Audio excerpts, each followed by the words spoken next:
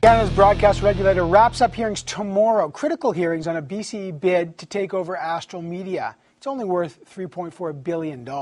Opponents, though, are warning the CRTC it could mean too much media concentration in too few hands.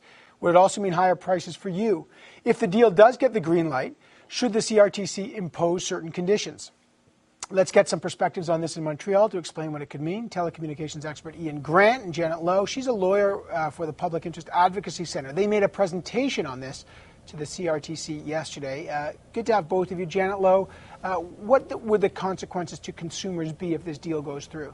This deal is horrible for consumers. We're concerned that the prices are going to go up. We've seen them go up over the last 15 years, and they're just going to continue going up. And beyond that, consumers are going to get fewer choices. You're not going to be able to do things like pick and pay only for services that you want, because Bell's not going to let all of the television service providers in Canada have that option. Ian Grant, what's your view? Is that the case? Is this a case of too much media concentration or not? Absolutely. If you were looking for a debate here, I think you chose the wrong people.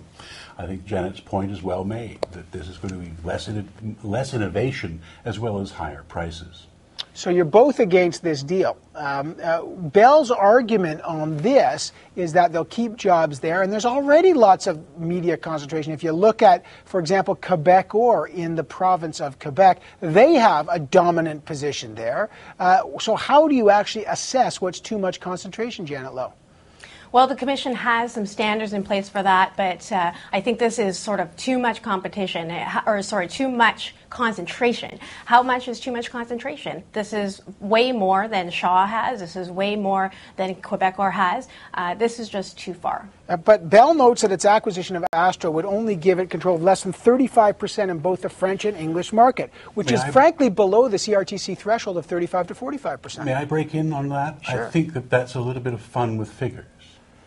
I think an interesting point was made, two interesting points were made, one by Robert Depetit a couple of days ago.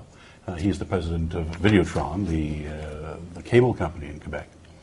And his point was that 72% of revenues will go to Bell Astral companies, or 8 out of 10 of the most popular channels will be Bell Astral. That's rather more than 35%.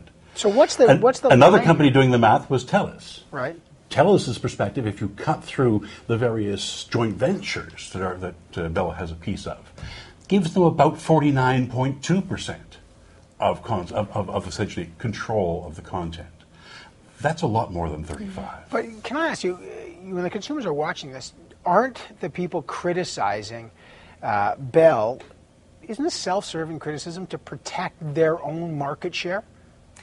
It is interesting that it's not just the competitors to Bell that are speaking up against this. We've heard a number of public interest groups this week. We've heard consumer groups, specifically two consumer groups in Quebec, as well as my group, which is a national consumer group, speak up and say this is bad for consumers. So it's not just competitors. It's also groups like the Stop the Takeover coalition that's speaking up and saying this is bad. What about this notion that Bell says when you have things like Netflix coming, it's difficult to compete. Again, they're below 35%, they argue, and they got to compete with emerging markets like and emerging competitors like Netflix. I listened to Lee Bragg of Eastlink in Halifax. He's saying the idea that you have to be a multi-gazillion-dollar company to compete against Netflix is actually specious. We could do it ourselves, said Bragg. I listened to Ken Engelhardt yesterday from Rogers, who said that we're doing that already. We're buying the back catalogs to make sure that we actually have some depth on the programs.